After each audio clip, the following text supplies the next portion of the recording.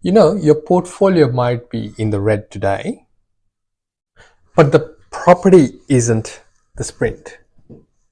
It's a game of last man standing. And here's how to handle yesterday's rate rise. You've got to focus on time in the market rather than timing the bottom. In other words, if you're starting a portfolio, looking to add to your portfolio, don't wait for the bottom of the market. You really can't pick that until it's well past. We know that property cycles are 7 to 10 years, but interest rate cycles move much faster. So before you know it, we will then be in a decline of interest rates as well. So the idea is to hold on to your property, hold on to your portfolio, and look for efficiencies within the portfolio. So a good example would be that you're now shifting from your growth optimization to yield optimization. So what do I mean by that? Maybe there's a secondary dwelling that you could build in the interlude to boost up your cash flow so that you are ready for when the rates do come down to further capitalize on building your portfolio. You can certainly be looking at stress testing your strategy.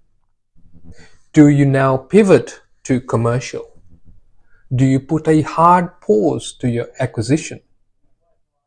Do you look at handling the rate rise while you're already down in a defensive play? In other words, you're in a panic. The goal isn't to get rich this Wednesday.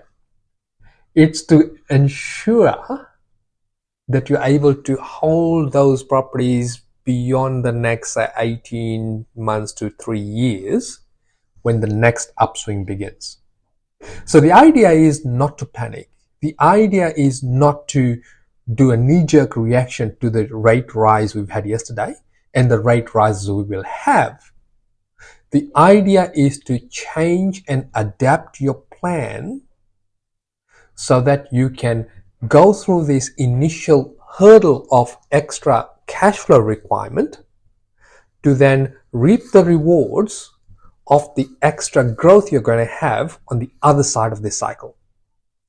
That's your Wednesday wisdom. I hope you have an awesome week, and I'll see you again next week.